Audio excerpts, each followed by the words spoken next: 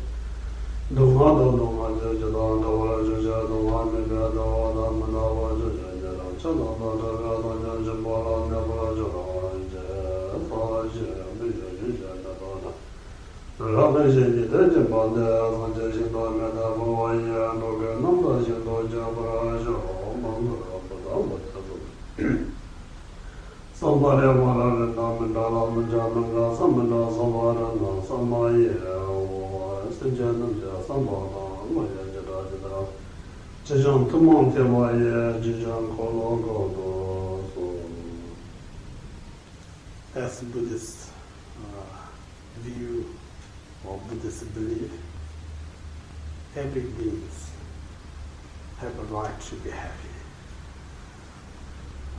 There's no one who says you're not worthy to be happy. It's completely illogical. Then when we have this equal right to be happy, we need to identify what is happy or happiness. When you ask around what is happiness, I'm sure every one of us is going to explain very different ways. Some of us will say, I'm very happy this weekend I can sleep until 11. Yeah? Some of you will say, I'm very happy I can have a nice movie this weekend. All sorts of things. They mention that we believe what we think about happiness. Those are the true happiness. Then it's very easy to achieve. Just keep sleeping, keep watching movie, but that doesn't help. We still have some problems. So, in order to explain happiness, we need to to describe the definition of happiness. Happiness is absence of suffering. Happiness is the absence of unhappiness. So to achieve that is hard work, yet is achievable. So in that point of view, what we really to do to achieve happiness, not such things you can make happy. What we need to do is existent that make us feel uncomfortable, make us unhappy, make us suffer. We need to get rid of them. So the moment you get rid of these things, there's nothing that bothers you. There's nothing that disturbs you. That is called happiness. But when we're not aware what is real happiness, we just maintain we exist in this discomfort. Top of that, we search everywhere where can happiness. You may find some idea of happiness, but the existence where we live in everyday life, allows us to be happy because our nature is discomfort. So, to describe happiness is very important. We need to be very practical. We need to be understand who am I and who the others is very important. So when it's a Buddhist, we describe, we call the samsaric beings. Samsaric being means like a being who possess mind, and then means like every one of us, practically and in reality, we all controlled by our own mind, no one else. But that very mind controlled by our own habit, nothing else. So in this way, it's good to look into self. Means I'm not talking about your body, we're not talking about your position, we're not talking about your fan, we're not talking about your position. I'm talking about what's your mind. It's not easy to identify our mind. It's very subtle, it's very profound. Therefore, as Buddhists talk about Buddha himself, to master his mind, it took many lives. So what Buddha tried to discover his mind, that mind, what we have mind with us, is no differences, equal profound, equal vastness. So many of us, we do go some class to learn about Buddhism, and then we kind of underestimate about the mind. We think, oh, just go to one talk, it may help me understand all my mind. That's not simple. Or you read few books, you have the expectation that's going to help me to understand my mind. That's not simple. If a few books or few sessions of meditation help us understand mind, that means the mind is not that profound, there's no vast, it's just a very shallow mind. Therefore, no matter how profound, how vastness, if you keep watching, keep learning of your mind, because mind is an existent phenomenon. It's not kind of a mysterious type of things. It's not kind of a nothingness or emptiness. So there is something exists, you can identify it. So in this way, what Buddhists practice, what we call Buddhist practice, or you can call Buddhist meditation, or you can call Buddhist worshiping, whatever you call. But the prime, what we do all these things, is to give in the treatment, to recover from the sickness. That's all. So what you can have to do to give treatment, if there's no patient, there's no client, nothing to give treatment. The first you must have the patient or client to give treatment. So similarly, as we meditator, as we Buddhist practitioner, the client is not stone, not the temple, not the statue, no flower, not the old object offering. It's our mind. So if you not recognize your own mind, then you're not going to aware where I need to help. You can't help yourself. So someone who can't help self, imagine that person can help others in a position not. So therefore we have to learn from Buddha himself, because he is the person who did all the treatment himself, made perfect. So in that way, he actually giving this profound teaching to help others. So before we master our mind, when we meditate, people have so many notions of meditation. That is, don't bring anything in your mind, just completely blind, don't kind of reflect anything. So many kind of versions of where to describe a meditation. But in Buddhist meditation, it's completely, we call it mindfulness or remembering as Buddhist meditation. If there's nothing object, nothing to meditate. So before one meditate, look into our mind we describe in two different aspects. One is the nature of the mind. Other is how we use day to day. So day to day our mind actually controls our life. So this day-to-day mind means like the moment when you wake up morning, what thought comes in your mind? When you go out, what kind of thought comes in your mind? When you meet someone, what kind of thought comes in your mind? Constantly have to look and watch. So when you watch, and what you know about your mind. When you're not watching, what you think about your mind, there's two different things. Because when we not study about the mind, every thought that comes in our mind, we feel comfortable with that. We feel all right with that. But then, only thing that we feel uncomfortable when we feel some kind of unpleasant in your mind. You feel unpleasant when you physically get sick.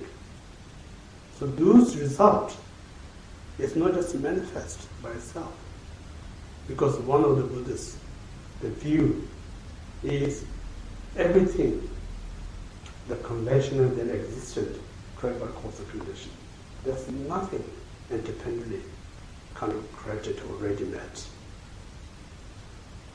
So that means like the feeling that we experience, such as a difficulty, does not exist separate entities somewhere in your mind, makes you kind of discomfort, bothers you.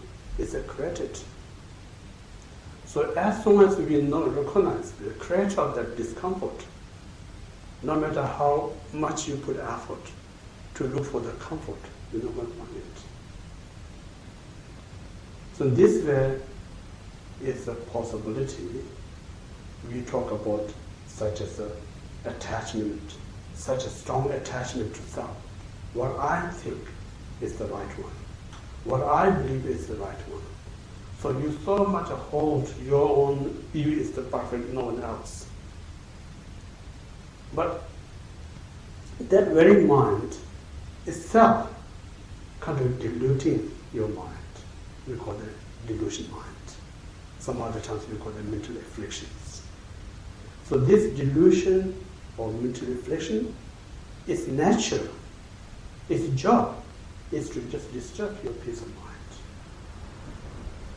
So in this way, if you really investigate, the moment you feel there's no peace, there's no comfortable, rather you kind of look outward, what kind of contribute me to kind of discomfort or not realize. Look inward. When you look inward, you may find out this very wanting mind. So this very mind disturbs you. So out of that wanting mind, then it becomes like your boss, telling you to do all sorts of things, dictating you to go all and do all these things. So then this our speech, our body becomes like a servant of this wanting mind. So out of this order, we have to go out and do all these things. It's we call the action or karma. So these two, your delusion mind, out of the delusion, whatever we act, these are, we call the samsara. So anyone out there who kind of caught up that state of mind in action, it's a guarantee everyone having difficulties in their life. So this is common. So in this way, what Buddhism is saying, when I look to my own position, I may see I have so many problems in my mind, my life. So you think I'm the most miserable person. But the reality is not just you, everyone out there having same or less or more experience. But you're not going to find only person out there who is perfectly all right. Appearance and the reality is two different things. When you go to office, shopping mall, all these people, sales people, looks very smart, looks all right, but then because they have to secure their job, they have to present being smart, look nice. But inwardly, everyone has some form of discomfort. So therefore, the difficulty that we experience equally share, not just me or you, everyone out there. So this is the reality. First, one need to know what's the reality about me. We need to know the reality for others. So based on that, then we have to give treatment. You know, when you go to see a doctor, no matter how he or she experiences about the medicine, knows about the medicine, it's not good enough to give you treatment if he or she doesn't know about you. Likewise, no matter how much you have intellectual knowledge of Buddhist philosophy, no matter how you experience about meditation, if you don't see your own existence, the weakness, you can't help yourself. So therefore it's important. The object of meditation, nothing else, just yourself. So first, one need to aware that reality, this ordinary mind, is a delusion.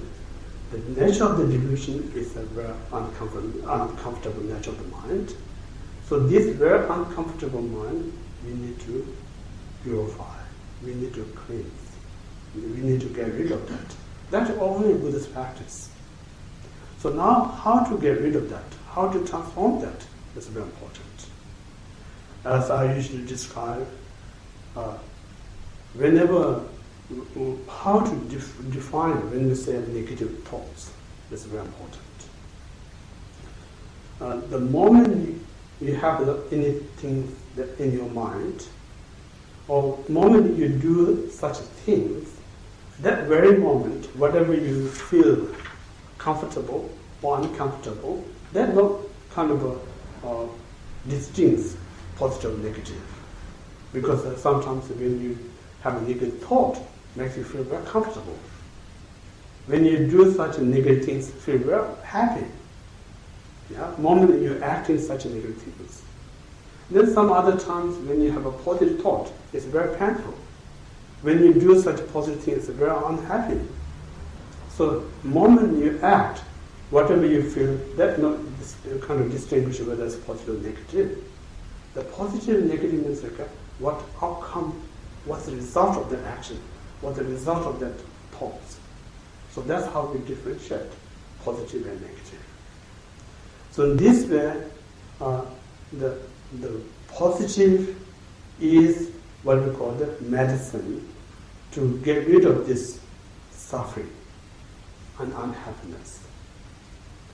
So this positive mind is what I'm saying, like negative is, the definition of negative means like whenever you bring this thought or act, that brings you the result of unhappiness, and something we call the negative thoughts or negative actions. And then positive also same. The positive means like whatever you have thought or act, regardless of that very moment you feel unpleasant or unpleasant, but that brings you positive result. This we call the virtues or positive deeds. So now, as a topic, know the true the happiness. Know the ingredients for happiness. Yeah, ingredients happiness. So when you make a curry, or you can make you need a different ingredients to make a tasty one. So to make a happiness, it's not just one simple thing. To make a happiness, so many requirements, so many ingredients you need to make happiness. So therefore, we're saying like in two different schools' point of view. As we know in Buddhism, we have a Shavakayana school. Means like the school that primary interest to gain one's own arhatship. Then we have a second we call the Mahayana school. Prime goal is to attain Buddhahood, sake all things. So these two taught by the Buddha. So these two, the idea is the same, the method is different. Yeah? So as we call the Shavakayana path, what we're saying is like practice the merits or practice the virtues or practice the positive deeds. So where to practice the positive deeds There is, we talk about the mind, body, and speech. That's three. So one I mentioned earlier, as a Buddhist practitioner, we practicing or we meditating is simply get rid of this existent sickness or discomfort. So this existent discomfort we try to get rid of. So means like I try to help myself to get rid of these things. When we say I is no other than your mind, your body, your speech. Besides these three, you're not going to find any I. Yeah? So these three, we have to trend as a positive. So trend positive means like it's good to invest, kind of experiment, analyze or examine is very important. When we let come such as a negative thought, and then when you have negative thought, what kind of a feel in that very moment? And then out of that negative thought, you say something. What kind of effect to you and others? So in this way, like a Buddhist, usually we talk about the analytical meditation is one thing, and then single-pointed meditation is another thing. So these two is very similar, exactly the same as how we receive treatment from the doctor. For instance, when doctor giving us treatment, it's not just instantly give you the medication. That's not the right way to treat you. The first, he or she must examine what's your problems, what kind of sickness. So this is called analytical meditation. Once he or she identify your problem, then they give you the right prescription. So we have to take the medicine. So just taking medicine is a single-pointed meditation. Yeah? So in the same way, we have to analyze time to time our mind. So when you to examine or analyze your mind, then think about when you have this wanting mind. No matter how much you got, but still there's not enough, want more and more. That very mind makes you feel good or makes you feel unhappy. If you really examine, that very mind makes you unhappy. Again, in our modern day, everyone commonly uses the language of I'm stressed. Yeah? What is a stress? You have to need to know what's a stress. People say it's stress because I have to do so many things. People say it's stress because I have a problem in the relationship. People say I have a stress because my kind of time is running out and so on and so forth. None of them actually causes stress. Stress is only just name, but really saying it's a form of suffering. I'm suffering. But we don't want to use I'm suffering. We just say stress. Stress is no other than suffering. So if you really think about what causes you stress, is your job, is it your relationship, or something else? What, as I mentioned, what things appears to us and what the reality is two different things. It appears like that we have so much commitment, we have to do so many things, kind of those are contribute getting stress. We think that way. But the natural fact is not that. They are the only condition. It's our mind never satisfy what we have in our life, wanting more than what we require. That when you not get what you want, it's a suffering. When you got, you never satisfy, it's a suffering. So it means like constantly we create our own suffering. No one else. But we not recognize, we're blaming my job, my relationship, my all these things. So none of them will actually be the cause. So this way, it helps us to understand my desiring, wanting mind is the problem. So now, again, we need to be practical because we live in ordinary life. We need to somewhere to stay.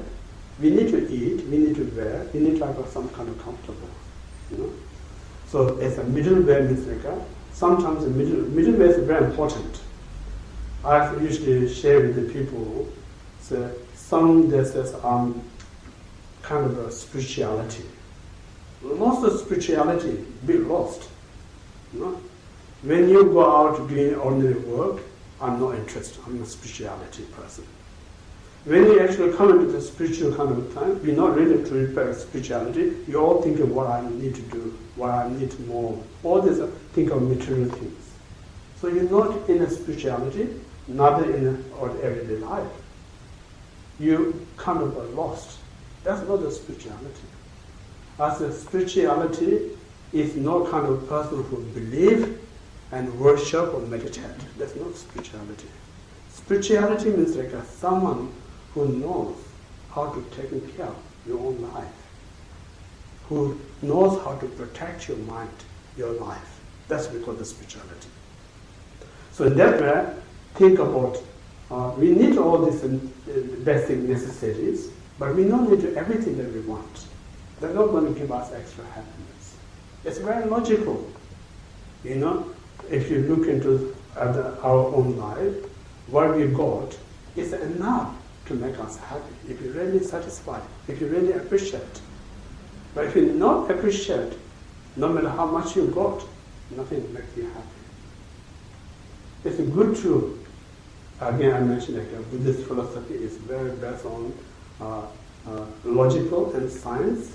So it means like how much things that I have, if I'm not happy, just getting more, they're not going to make no extra happiness. Some of the teachings say, if you got one head, you have one headache. If you got 3 heads, then you have 3 headaches. So one hand we is looking for kind of a success in our life. Another way, we are looking for success of our happiness. So why, at the end of the day, we just bashing ourselves. So why we bashing to ourselves? Because it's not a good way to put, but reality is out of ignorance. Like a child who don't have any idea because immature, hurt himself. Then as adult or mature, try to protect, try to help. So similarly, as a spiritual point of view, every samsaric being are very immature because we're just hurting constantly to self.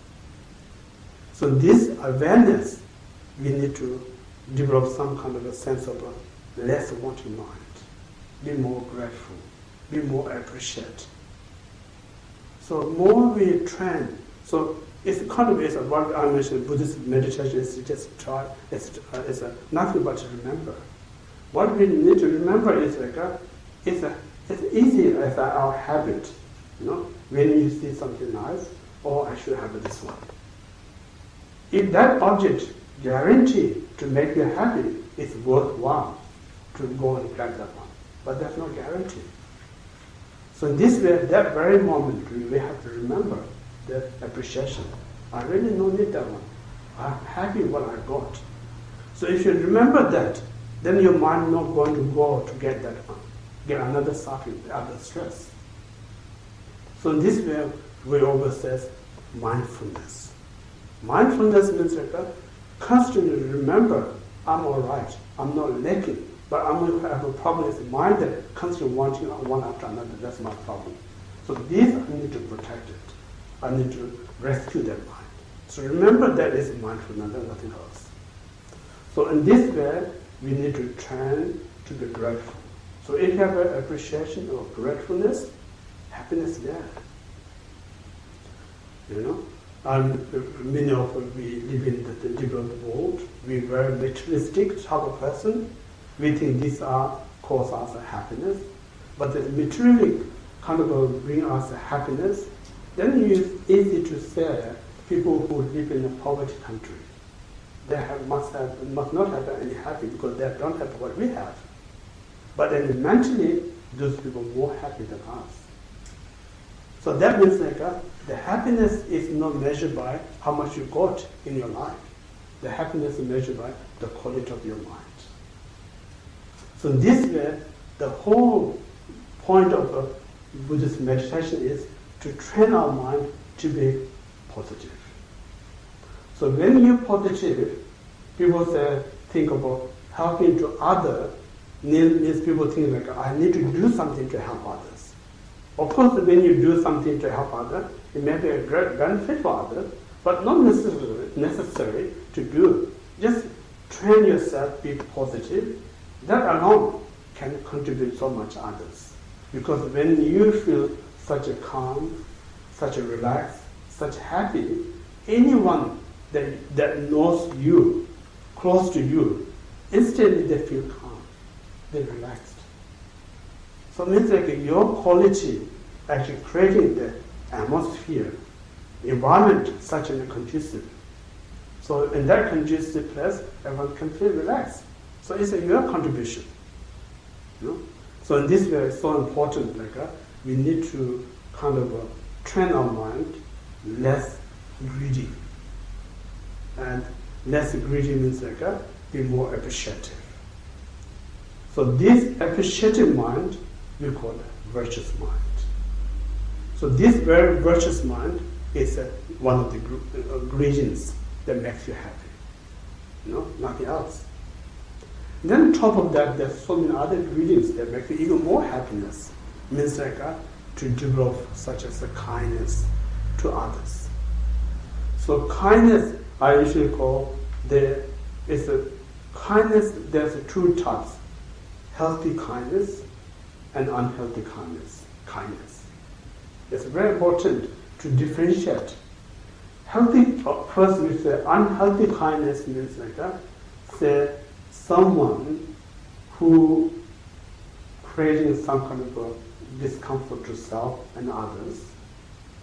And then you feel too, or you say you can feel so close to that person, and you know this person doing something harmful, but I don't want to say it. If I say something, you're going to hurt the person. So we think it's a kind, but actually it's very unkind, because you're allowing that person to constantly make mistake. So we have lots of that kind of a kindness. That's not real kindness. Kindness means you really protect that person, not get suffer, not get unhappy. That's also kindness.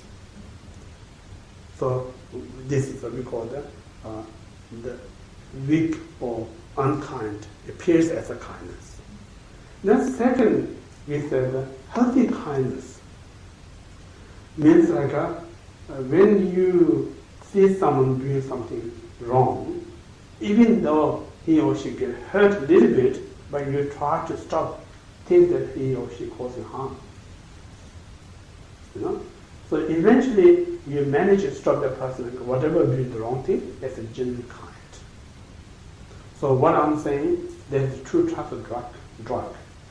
Now one drug, like a normal the young people take.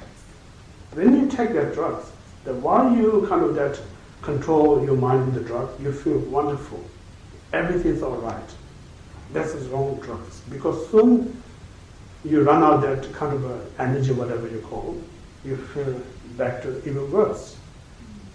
Then one healthy drug is we go to the doctor, give the right medication, get rid of the sickness. That's the right drugs. So there is both drugs give you some kind of a comfort. One comfort leaves you more comfortable. That's the right one. One comfortable leaves you more miserable. So similarly, kindness, there's two types of kindness. One makes you feel comfortable, eventually it leads you more difficult life.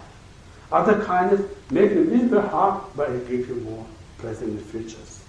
So this way, what we're saying, people saying, I should love myself. It's a good idea. We all have a right to be kind to ourselves, but we don't have any idea how to be kind to ourselves. The real kind means to help yourself, not let you be unhappy. Help yourself not get suffer. If you can manage to stop you be unhappy or suffering, then you're really kind. So to be kind to yourself, you have to recognize what mind that makes me unhappy, what mind that makes me suffering, and what speech that makes me unhappy, what action that makes me unhappy. So we look for that, and then we try to stop it. Just stopping this negative thought and speech action itself is a true kind to yourself. So this person in a position to kind others, because you know how to kind yourself, that person know how to kind to others. But someone who no have any idea how to kind to self cannot be kind to others. So therefore, I mentioned this earlier, we need to train our mind to be virtuous. So virtuous means like an absence of such as a covetous mind, absence of harmful thought, absence of wrong view. Just free these three from your mind. Your mind is pure. What we say in Buddhism saying, mind is like a water. The nature of the water never be polluted, never be salty. When you taste ocean water, it's very salty. We all know that's very salty. But that salty is the nature of the water or kind of a temporary kind of a quality. If you really investigate, the salty is temporary taste of the water. It's not ultimate taste of the water. If the ultimate taste of water is a salty, you cannot desalinate that one. Always going to remain as a salty. Because if you do the desalination, then that water is becoming like a fresh water. Because the nature of the water never be stained by the salt. Likewise, the dirty water, nature of the water never be dirty. Because we're polluting that, then it becomes like a very unclean water. So exactly the same, our mind is intrinsic, it's pure, but in day to day, we have these thoughts. Day to day, then our best thought, we act. Then it's dilute our mind. So this very diluted mind causes all these miserable. So therefore, what we're saying, try to not let come this covetous mind, not let come this harmful thought, not let come this wrong view. Just prevent from this is because of virtuous mind, positive mind. So this very positive mind is a true foundation of peace, true foundation of happiness. Think about why these days many intellectual scholars, such as great scientists, why they're so interested in Buddhist philosophy. Not because they want to be Buddhist. They're very intelligent people, they're really research. They think about whatever I created externally, it cannot bring peace in human's mind. We can bring amazing things out there, but that doesn't bring us a peace in our mind. Because the technology can bring peace in our mind, we should be more peace than 20th or 19th centuries. Because these days we have a technology so much advanced, but we have less peace. So in this way, because every scientist, every engineer, they put in effort how we can create happiness to me and everyone. But materially cannot bring happiness. The real happiness comes within. Your mind needs to be perfect. That really brings you peace in your mind. That really brings peace to everyone. So in that sense, I'm saying usually Buddha is the greatest scientist when you talk about the mind. So in that way, we are really impressed where the Buddha taught about the mind. He taught 2,000, over 500 years ago. It's very relevant. This modern great kind of a science, really impressive what Buddha said. So that's one reason I'm saying that the ingredients is the kind to yourself, kind to others, one of the source of happiness. And then second ingredient is we talk about great compassion. Compassion, again, there's many levels. The first level of compassion is like you need to aware either yourself or someone who faces difficulties. When you are aware or you feel that you wish me or other free from that state, that's the first step of compassion. Then second step of compassion is not just feel or wish them to free this or that miserable things, rather you physically, actively involve, do something to end or minimize others from suffering. This we call the compassion. So what I'm saying, think about in our life, so many ingredients that make us miserable. What those ingredients so spicy, so hot? Think about, if you think about every day, we have this, we call it attachment, aversion, jealous, and ego, arrogant. These things are very kind of ordinary culture. So this culture, what we call the flavor of this, is very bitterness. It's very important to awareness of this. So this awareness, the bitterness of the mind, we need to kind of, what I'm saying is to change, that I should not be attached, I should not be angry. That's not going to stop us. Because how often we talk about that, how often we think about that, but that will not help us to stop these things. So method is when you genuinely let open your heart and do something that helpful to others.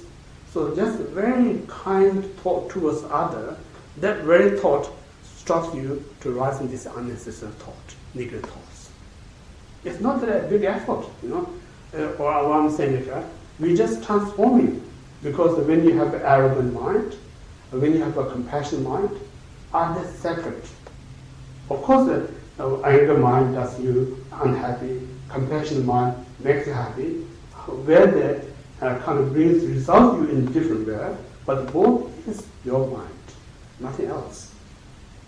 So when we talk about the mind, it's very important. The mind, what we're dealing with right now, is conceptual mind, thought, idea. So this thought or idea only comes once at a time. Cannot come two thoughts at the same time. But when we not study about the mind, we may think so many thoughts come in at one time. We think that way, but in reality, one thought comes only one at a time. Cannot come two thoughts at a time. So this very present mind remain as a compassionate state. That very compassionate state of mind, there's no room to rise these negative thoughts, others. So therefore, what we're saying, the meditation is one of the main mechanisms that brings you peace. But then people have this idea, meditation means you need to specific time to go somewhere to sit. Of course, sitting and going somewhere is the beginner that help us to concentration. But once you don't need a specific place or specific time. Every time when you remain as your mind as a compassionate, it's a meditative state. So that means even workplace, if you're very compassionate state of mind, you find immense peace, immense happiness. The moment there's no compassion, this negative thought comes. Even you still sitting in a temple, still there's no peace. So that's not up to like environment where you sit. Actually, it's up to your state of mind. Yeah? So in this kind of a logical way of thinking, what I'm saying compassion is not Buddhist belief. Rather, this is a true medicine that protects your mind. The ingredients of happiness. So there's so many ingredients to make you happy, but then in order to we can understand and in order to how to comprehend, how to implement in our everyday life, then we just put into numbers. So many of you may have heard, if you've been in Buddhist talk before, we talk about 10 virtues or 10 positive deeds. So these 10 positive deeds divided into mental state, vocal state, and physical state. So first, the mental state, the positive deeds, is absence of coveting mind. So not just having these coveting thoughts itself is a tremendous peace, space in your mind. Then you want to make it even more effective. to you and others, I usually say, just look into self. Say, you may think, I have such a great knowledge, I have such a great fame, or I have such a great fortune. Not just use them as to develop arrogance. Not use them as such a grasping or attach. Rather, use them. Buddhism saying, okay, just having all these things, nothing wrong with it. You know, it's your karma, your cause and condition. You got all these things. But the problem is the mind taken the wrong way that makes mistakes. So that means that it's a good to have so many great things in your life. When you have such great things in your life, wish others to have this kind of privilege. Wish others have a comfortable life that I have. So if you constantly use that as wishing to others, then it's worthwhile to having such many good things, because that makes you tremendous happiness, comfortable, and then not only that, just having that mental attitude towards others makes it even much happier. So it's good to, again, experiment things that you have in your life, how much those things make you happy. Then you have this mind, which everyone have this, what I have, how much it brings you happiness. If you really compare, your mind, which has the attitude with others, is more powerful. The reason is, material that you have, possession that you have is very limited. But the mind, that's not limited. There's no boundary. You know, that's not limited. So therefore, it's a Buddhist saying, whenever you have such good things in your life, wish others to have that one. So this is the medicine to get rid of this coveting mind. That's one thing. Then second, harmful thought. So where this harmful thought comes, is think about it. As we human things, someone other you directly prove hurt me, then I cannot tolerate, I can't bear, I should have this negative thought towards others.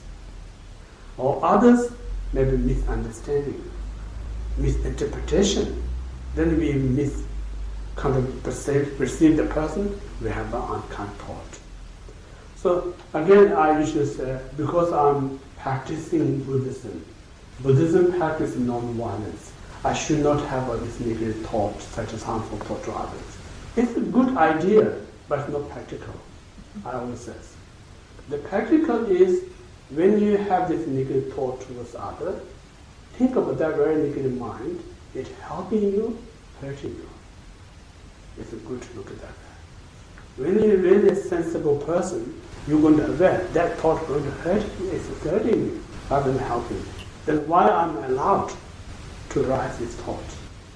So this is the Buddhist practice, because I say Buddhist practice is not just suppressing, rather than awareness. Realization is a Buddhist practice. When you realize the negative thought that you have and towards others, it causes harm tremendously to me. You know? So why am I allowed these things to myself? So it's not good to have. So in that way, I should not have a negative thought. That's not going to stop you. Because that negative thought is your mind. If you stop it, can stop today and tomorrow, then come back again. So best way to get rid of that, we need to train that very mind opposite, to be kind to others. You know? So kind to others, just simply I'm Buddhist, I should be kind. That's not good enough. Be kind to others, you need to aware the person's feeling. This is important. You need to aware the person's condition. It's very important. You need to aware the person's position. Is very important. So when you are aware the person's, whatever he or she does things to you, think about how much he or she causing me problem, how much he or she going through the difficulty, compare. If you really compare, the person, what he or she is going through, is far more worse than what you will feel about yourself. So this awareness, you feel compassionate to the person. You should feel come with some loving kindness to the person. So the moment you are aware of the person's real condition, you're not going to come with negative thought. This is realization, not because you're Buddhist. You're not because you try so harsh yourself to stop this negative thought. To stop negative thoughts is very hard work. So we just simply say transform that into positive mind. If you transform in the positive, it's very easy, very joyful. No? So that's the second. And replace unkind thought, we replace as a kind thought towards it. So again, it's what we say like everything takes a time. It's not going to just happen next day or 3 days. So because this harmful thought, it not just happened today or yesterday. Because this we have a habit. If you believe in reincarnation, you have this habit for many lifetimes. If you don't believe in reincarnation, since we're born, we have this habit. So this habit is very hard to change. Only the most difficulty, like people say, I find it very hard to meditate. Yeah? We all say that. The reason that we find it very hard to meditate because physically we find some kind of pain, discomfort. Mentally, we cannot concentrate. So this is the reason we say it's very hard to meditate. But then think about what makes you difficulty because you're not used to sit in that meditation posture. Because you're not used to concentrate. That's the reason it makes you difficulties. But they keep training. Once you get used to how to sit, get used to how to concentrate, then nothing's the difficulties. The difficulty is based on whether you experience or inexperience. You know? So similarly, kindness, when we first Buddhist Seneca, knowledge is very important. When you must have a knowledge why I practice kindness to others, that's important. Based on that awareness, then we try. You know, when we try, each and every time we get better and better. One day you're going to be a person very hard to be unkind to others. Also possible because we see lots of people out there who so advancedly trained to be kind, those people are very hard to be unkind to others. But for us, very hard to be kind, very easy to be unkind because we are so used to be unkind. So it's a two different experience of life. You know? So you look at that way, everything is possible. What is I usually share with the people, not just make a decision how you feel right now. You must make a decision what's the potential you have is important. Because the potential, like we all have a potential to be success in any field, you know, not just one field. Because we have this, what do you call it, conditions. So this way, second I'm saying, instead of negative thought, we should have a kind thought. So kind thought means that as loving kindness and compassion. Now third, wrong view. Wrong view is kind of as a very common in our society. Because we say, keep secret. If I do some mistake, keep secret. As long as no one knows, I'm all right. That's the wrong view. Because whatever you're having happy or unhappy, it's not given by others. It's created by your own causal conditions. Whatever you cause a condition, you're going to have that result. So this understanding, because I'm saying Buddhist, one of the belief or view is every compounded phenomena, nothing exists independently. Everything is created by causal conditions. Since everything is created by the condition, whether people knows what I did or not, that's not the reason. Whatever I create the cause, we're going to have an effect, outcome. So this way, if you really understand cause and effect, there's no room to the wrong view. So right view is again one of the most important, the sense of what you call the peace of mind. I may stress out a little bit here, saying sometimes people are saying I'm working in a social environment, I try so hard to please everyone. It's a great vision, great idea, great thought. But then we need to be practical. The practical means like it is impossible, you cannot please to everyone. Impossible. There never came any person in the past who came and pleased to everyone, including Buddha as a Buddhist. Buddha came, not just one Buddha, many Buddha came. Never succeeds to feel satisfied to everyone. Then as a Christian, God, Jesus, all sorts of many, Mother Mary came in this world, not success to fulfill everyone's wish. And then Muslim point of view, kind of Allah, Muhammad, so many came, nothing that fulfill. So that's impossible. So those people who great as a kind of great figure of the leader or leader of the religion cannot fulfill everyone. Just me as an ordinary person, it's impossible to fulfill. Yeah? So this is important to know how limited. So and what I'm saying is like, if we seeking some type of out there response or acknowledgement, that very expectation we already setting up the what we call the disappointment. We're setting up our own kind of unhappiness. So Buddhism is saying that you should not specifically expect what outcome from others. Rather, you think of unfortunate, something to contribute, to help somebody. Just having this great opportunity is enough to bring you joy. It's enough to bring happiness.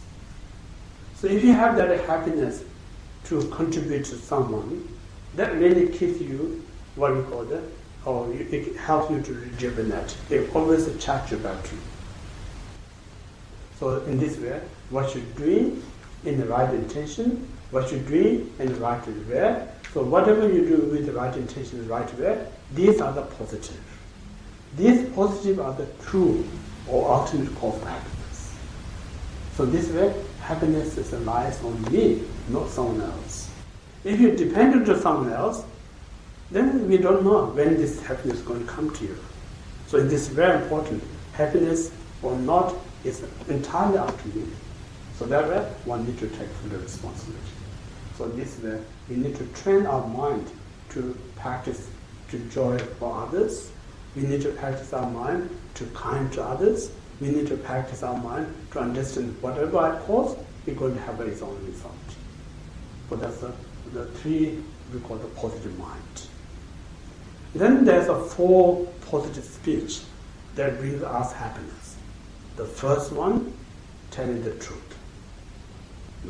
Second one, say something that help others between the misunderstanding, make them closer, bring for comfortable life instead of a malicious or divisive word. And third one, pleasant speech. Say something that make others happy. So third one. And fourth one, say something, not useless things. Say something valuable things. So keep training your speech as a positive, truth, helpful, pleasant, meaningful. Then this alone kind of, because you have the quality of positive speech, except while you're saying these things, have a happiness, result of that, it brings even more happiness. So this way, happiness is me, not others, depending on me and not others. So this we call the 4 positive speech. And then third, we call the positive actions, saying saving others' life. So saving others' life means like what we say like protecting someone in danger to life, rescue them, physically just go out. Some Buddhists talk about relief someone's being's life. You go to fish market, buy some kind of live fish, into wherever they come from. So this can, or maybe while you walk in the park, you see some kind of injured animals, rescue them, put in a separate place. So anything that, because of what we're saying, Buddhism is saying, that others are more important than yourself. The reason others are more important to yourself is because when you concentrate to yourself, all the problems that we have comes from self, not from others. When you use others as a good reason, all the happiness comes from others. Like Buddha himself stated, the reason or cause of his getting attained enlightenment because of kindness of others. Without others, there's nothing practice of loving kindness to all sentient beings. Without others, there's no practice of compassion to all beings. Without others, there's nothing to practice because the bodhicitta or enlightened mind. Because those beings contribute me to practice loving kindness, compassion, and bodhicitta, the result of that, I manage to attain enlightenment. So in that sense, others are very important. I also usually describe, if you're a professor, or you are a very experienced doctor, or you're a very smart politician, or you become like a very great business guy, but all this success come from others. Because without others, where are you going to practice as a medicine? Because all the passion that you help, those patient or client give you a lost experience. That makes you a specialist. Not only just books. Same like all the business guys who have make billions of dollars. If there's no customers, you can't make $1 billion. The customer make you rich. All the professors make them professor because not only just studying the book, also students make you perfect. So this is, if you really look, others are more important, make me happy than myself. So in that way, one of in the Buddhist quotation saying that every ordinary beings, we experience so many difficulties in our life. Actually, prime cause is a selfish mind. Then all the enlightened being has a tremendous realization, immense or boundless peace and happiness come from others. So this way, others are, if you really think about to secure your happiness, peace, it's very important. Without others, nothing to achieve yourself. So in this point of view, what I'm saying, for instance, we talk about, I give you an example, say, one of the Buddhist, especially Mahayana, we talk about practice generosity. Or in a Theravada point of view, you can say dana. So where we practice dana or generosity to accumulate merit. In the Theravada point of view, to accumulate merit, to attain oneself as arhatship.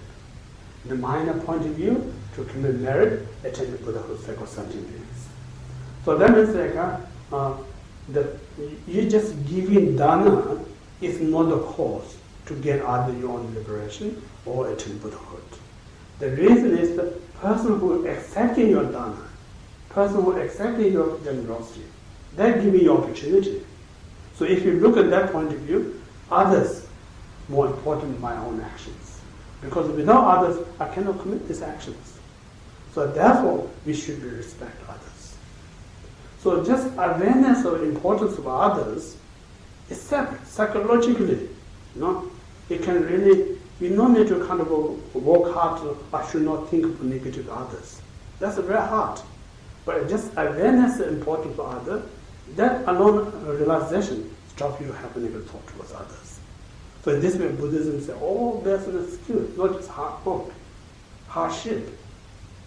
I usually describe Buddhist path is a comfortable path. So this very comfortable path is going to bring you comfortable result. If you use a very harsh path, that's not going to bring you the positive result. Harsh path is going to bring you harsh result.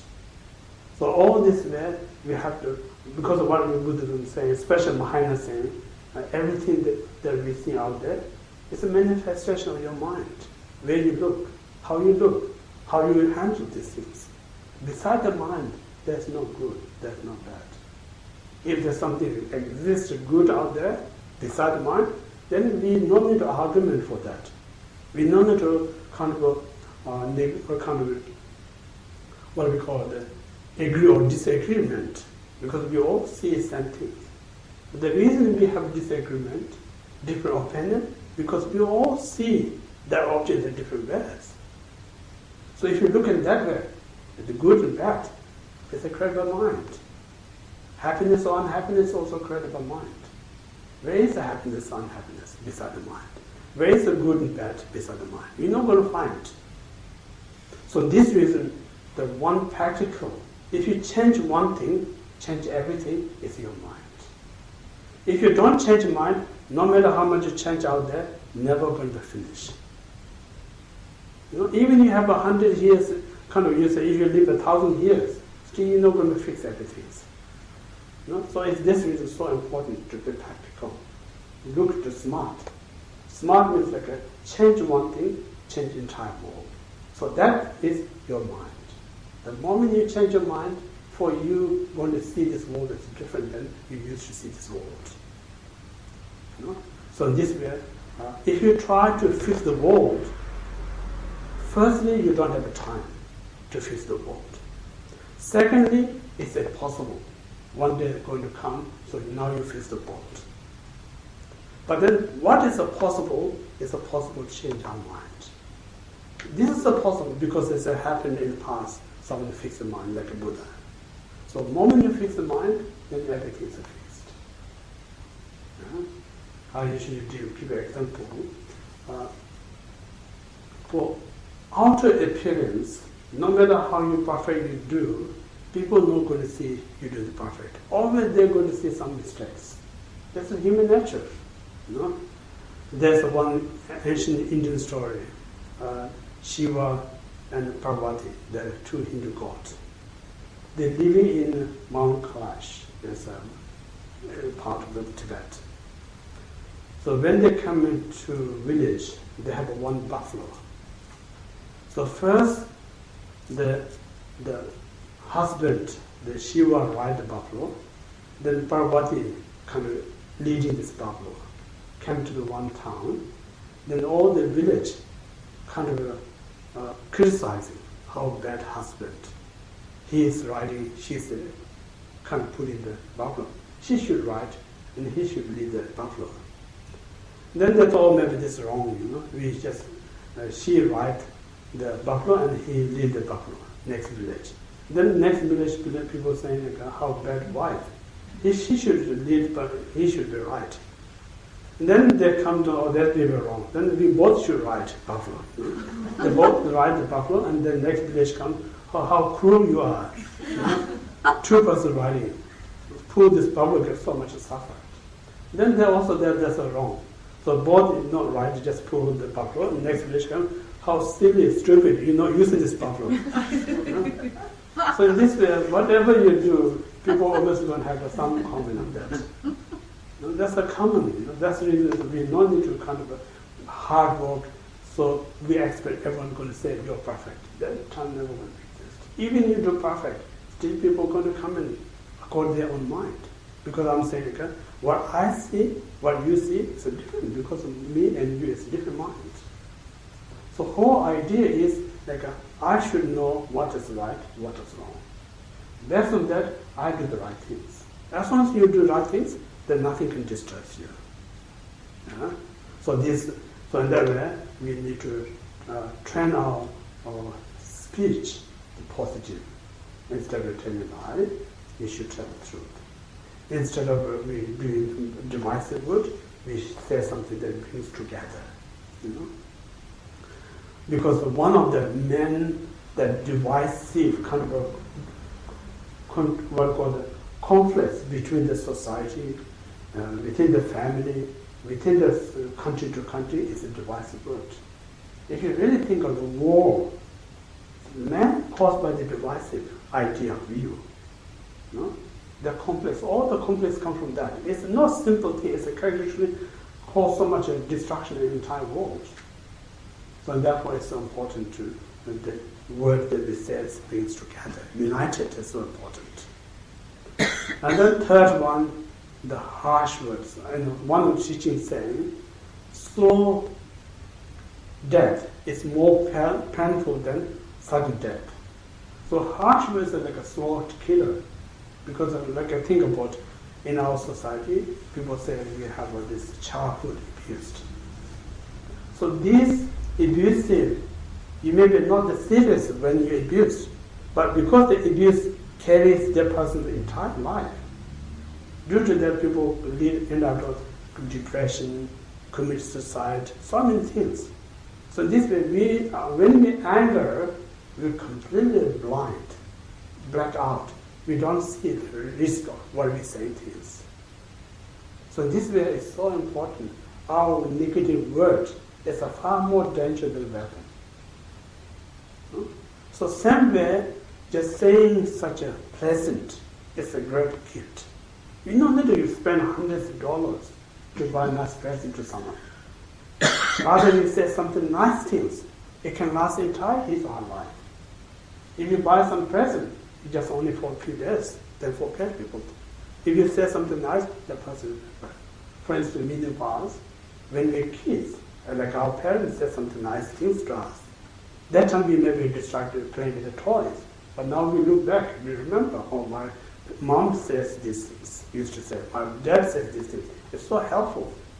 So you don't need to do such a great thing to make it. Just simple words make enough to make it happen. So this kind of we call the 4 positive speech. The greetings that make you happy. Then next, the third one, 4 positive actions. I mentioned the first one, killing. Yeah? So in order to killing, you protect someone's life. Then the second one is a sexual misconduct, to respect others' life, others' partners. One of the great Indian master, Nagarjuna stated, how to train your mind not have a mis or wrong concept to others. If you, as a female, have a negative thought, have a sexual thought towards others, then think of that person.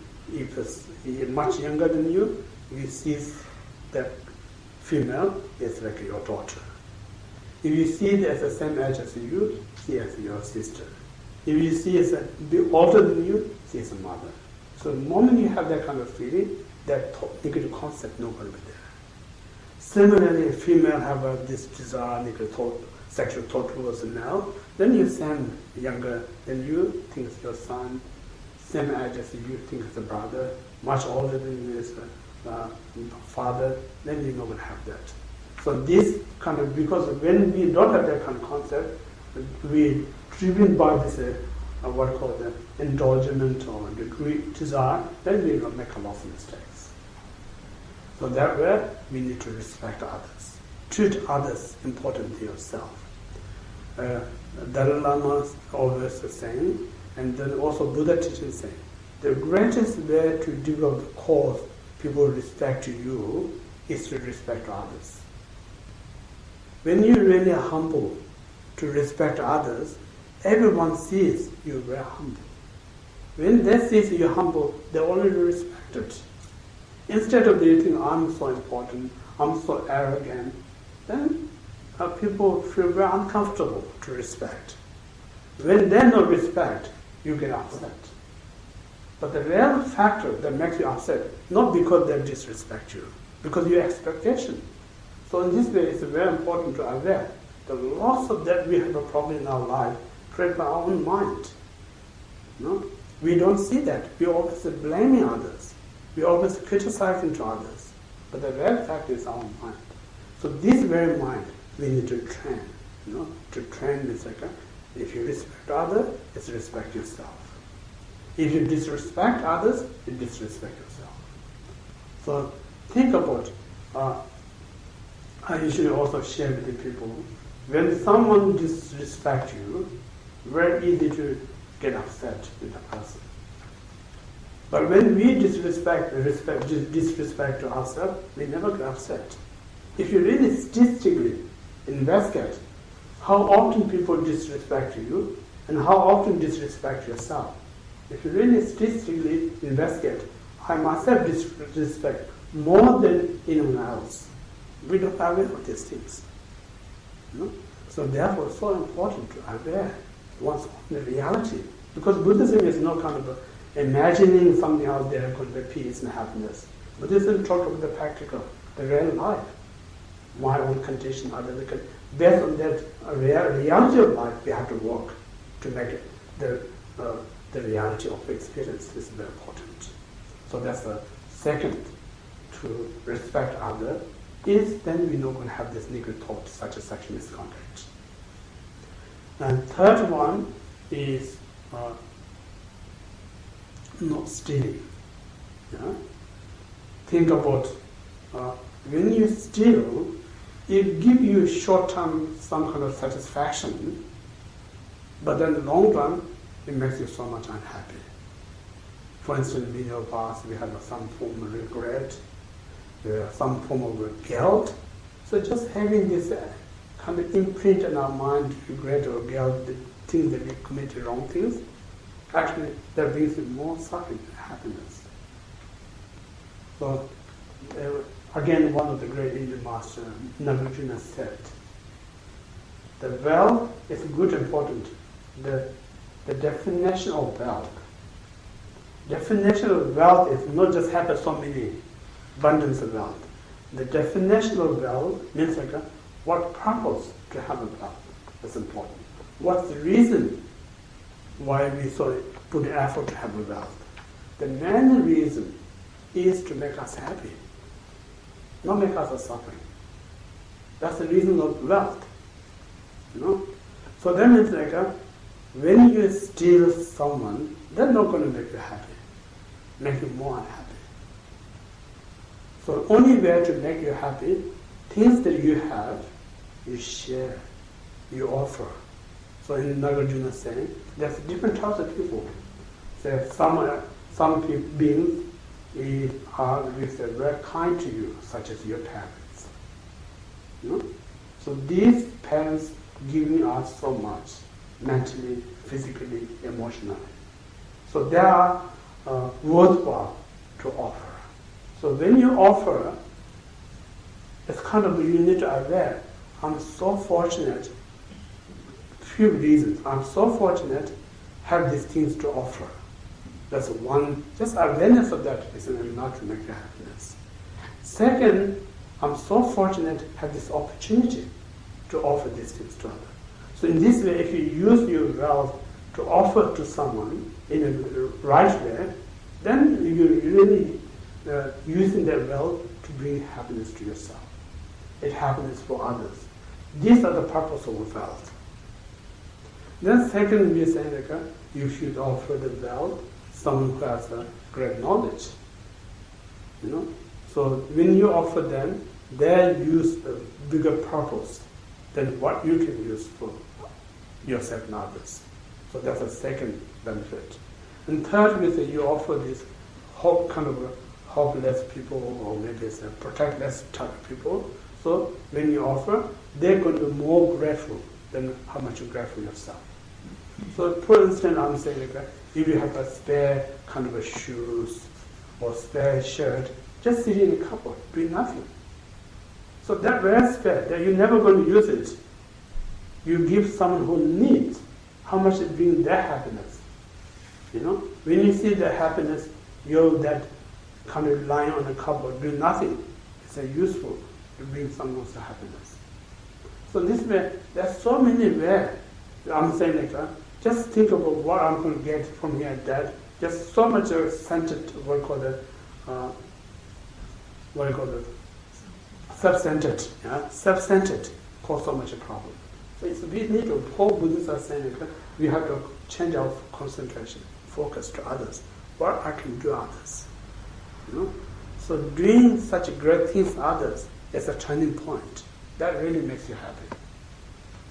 Think about it's just a Buddhist point of view, all the great masters, great yogis, great practitioners, they have immense happiness. Those happiness not just come, just sit and meditate alone. Most of this happiness comes just kind to others, respect to others, help others. This is the main source that makes you happy. So it's not just I'm saying Buddhism is not just simple belief system, it's a practical. So in order to prove it, it's good to give opportunity yourself to experiment yourself. You know, experiment. When you do things all the time yourself, what brings you? When you go out with the right intention, right wisdom, and help others, what brings you? So that itself tells you what the differences out of your selfish or doing something to cherish to others. So these are the what I call the ingredients of happiness. So if you meant, like I said, if you live with a positive mind, speech and action, so while we live in that state, there is an inner peace. When you have an inner peace, it's in the common, you can find outer peace. But if there's no inner peace, you're not going to find outer peace. Yeah? So this I just told you in my talk, few things, the ingredients of happiness, and then live in a middle way means that we try not to be so fanatic, you know, as a religious person. It's not going to help you. The real religion means that just live as ordinary life. You just go out to work, cook food, wash your cars. While you're doing these things, you maintain your mind in a positive. So if you're living in a positive state of mind, then you have your ordinary life. Sometimes you also have this positive action. Together, then you miss nothing.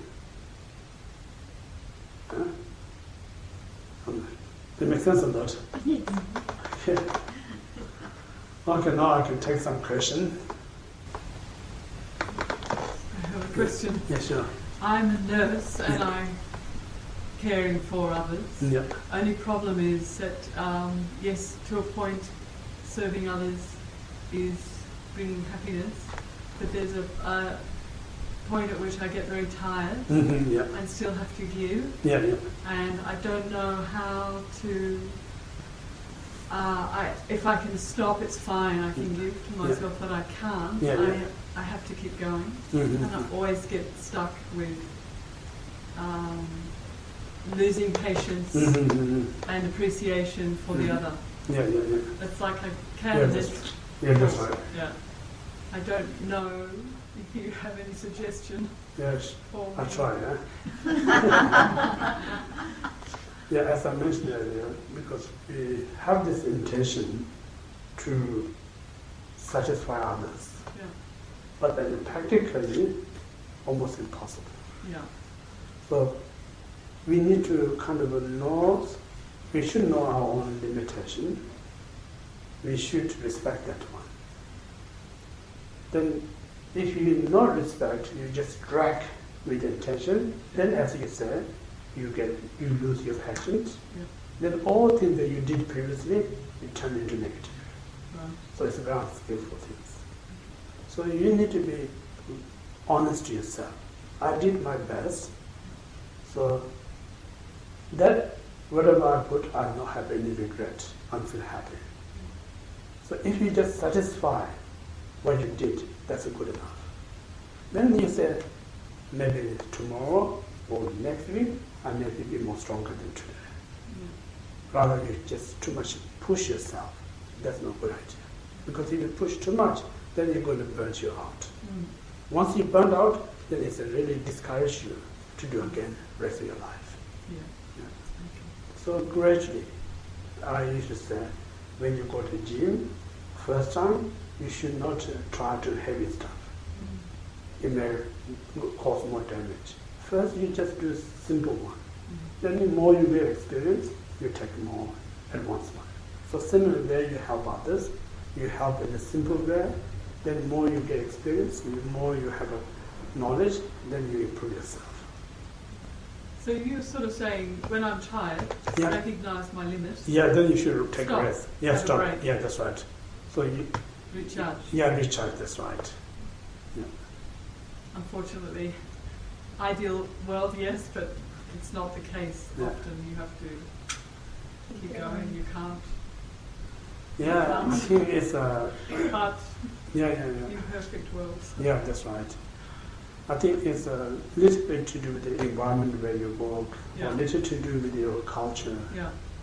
Culturally, when you work, they expect you as your machine. Yeah. Okay. Once you start, you should finish it. Yeah. So we human cannot compare with the machine. Yeah. Okay. So that kind of makes you a little bit tense, culturally. And then you also feel bad, this is my duty. If I stop, I'm failure, I'm lazy. So it's a little bit to do with the ego too. Intention comes with the ego mind. I don't want to be a failure, I don't want to be lazy. Then this ego pushes you every more. Then and you get exhausted. Yeah. So it's a cultural point of view, environment point of view, it's a heart. But at the same time, as a Buddhist, we say we need to be skillful. Yeah. Hope it's helpful on the show. Another questions? Yes. The more I meditate, the more I see myself cherishing thoughts, the more uncomfortable I get. How do you sit with that? It's almost a dual awareness that in some ways it was easier not to see them. I think it's good to see it as it's true, the more you discuss you. So what I usually share with people, previous all the great meditators, including Buddha, when he was began meditate, he went through exactly what we're going through. Then important in Buddhism saying you should have a physical teacher, encourage you, inspires you, give you. This is very important. Because the lack of that, you yourself not going to be strong enough to improve that. So in this way, Buddha himself, people historically said Buddha went to forest and meditated and he just kind of discover all this by himself. That's not true. That without teacher, that no one can actually get anything. So therefore, it's a good. This is true what you said, because when we look, we have a more faults than good quality in our life. So when we see that it's so painful, we think immediately, "Oh, I'm not worthy. I'm not good enough. So why I'm trying it?" So we blaming yourself. We don't realize it's the same as everyone else. So therefore, that's the main reason we need to meditate, to get better, to improve ourselves. So I think, as I mentioned earlier, the purpose of meditation is to get rid of these negative qualities. In order to get rid of negative qualities, you need to identify this. If there's no negative, nothing to meditate. There's no reason to meditate. Just say about, just sometimes it's good to communicate yourself. So if you have a child who does so many mistakes, his homework for study, why are you going to give advice? It's all right, you just learn it. Keep trying it. You're going to say that one. So same thing, you just keep saying, it's all right, keep trying it, keep trying. You kind of be positive yourself. Then eventually you can come out of this. So that's it. So it's important to have a teacher who always kind of inspires you, give you courage. That's something also important to have a group that support each other. All this can make it be easier. Yes. Some people tell me that I'm too nice or I'm too kind, and because I'm this way, people walk all over me or they take advantage of me. I don't know how to balance this or because I do forgive people and they often do the same things again. So two ways to look. One is you have a softness, gentleness. It's very good to have these things. But maybe you don't have a strength. Even you know this person has a problem, you don't have the strength to tell that you worry about being hurt. So that reason the person not seeing your salt, or you're not seeing that kind, caring, other thing, this person not going to say anything, so I can do whatever I like. So people take advantage. And so in that sense, it's like your softness has a good quality, but you give opportunity others to make more mistakes. That's one possibility. Second possibility is like even you have this what I call gentleness, and you have a very fun, then somehow out there always have this attitude to take advantage anyway.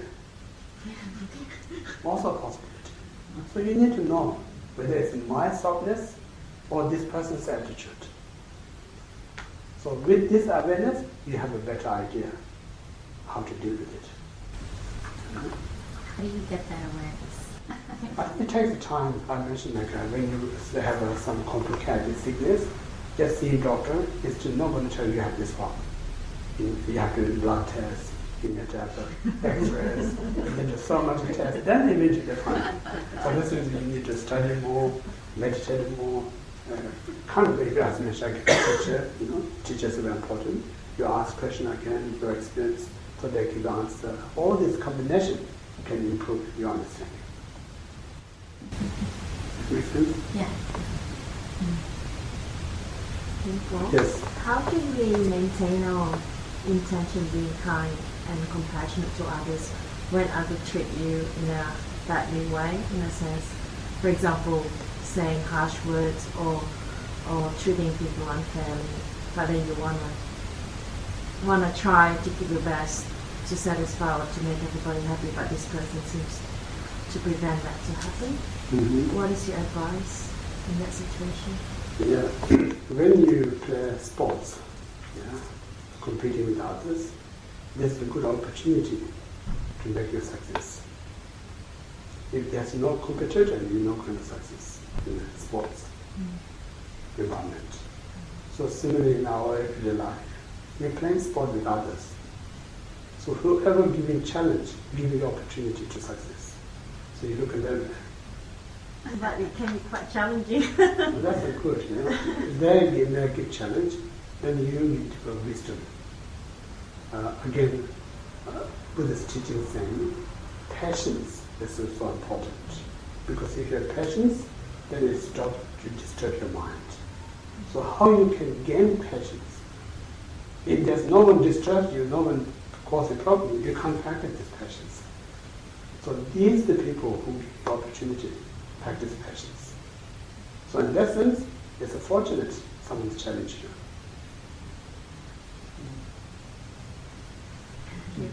So this is we need to think. These people does harmful things, but it's good to need to practice, not get disturbed. What Buddhism is saying, the real that makes you disturb your mind, not others. It's your mind. The moment you think about negative the person, that very moment you're disturbed. If you not think, but again, it's a need to be practical. We as ordinary beings, when somebody says something harsh words or disrespect you, it's very hard to not get upset. It's very common sense we get upset. But then we think it's this person make me upset. We always think that way. But the reality, that person is the only condition. The reality that makes me upset is my mind when I see looking negative. So therefore, I'm saying that this person examining my mind. So this is the opportunity to recognize my mind. Almost I get upset. Almost I'm going to be negative thought. So you have to catch, not let get upset, not to be negative. So this is a real practice. Otherwise, if you go to temple meditate, that's easy, That's not real meditation. Real meditation is when you have a challenge. That very challenge you have to use as object to meditate. So if you think of a reason, then it may be helpful. If you don't think of a reason, just think it's ordinary there, it's very hard to tolerate when somebody uses harsh words disrespect, it's very hard. Not get upset. Can I ask you something? Yeah, sure. If people tell me I should sit on the cushion every day, Mm-hmm. but sometimes I don't, but I try to practice being mindful during the day. Mm-hmm. Is that so wrong, or is it important to sit on the cushion every day? I think not never. I think Buddhist practice is very skillful. Only you should not be lazy. You should not be kind of a disturb thing that you can improve. So there's some physically permanently damaged. You cannot see, nothing can improve. In that condition, you don't need to sit in a cushion. You can sit whatever the body makes you feel comfortable. But then some other body maybe feel very uncomfortable. If you keep training, can be flexible. So you should not take away the opportunity, use it. So not means like you're forced to sit, just gently train your body. Then one day your body can feel very comfortable. So again, it's not white and black. It's all to do with the circumstances and purpose, so important. So I can substitute mindful practice in the day if I'm not necessarily sitting for half that's an right. hour. Yeah, that's right. I mentioned meditation for beginner, because our mind, we always is a monkey mind. Yes, yeah. So we need to go a quiet place Yes. to help to settle the mind. That's the only reason we sit.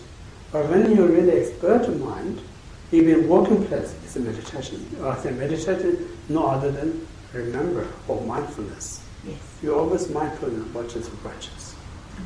And you always remember what is non-righteous. So just remember that is a meditation. It seems to me much harder to be mindful of everything I do in the day than sitting for half an hour on a cushion. That's almost a luxury. Yeah, Do you know what I mean? Yeah, that's right. Yeah. It's so hard during the day to watch the speech, to watch the action. Yeah. Yeah, that's true. It's because there's real going on things there. Coming at you. Yeah. Challenge you, as you So say. we say the fastest way to progress is just to face the real life. Yeah. Yeah.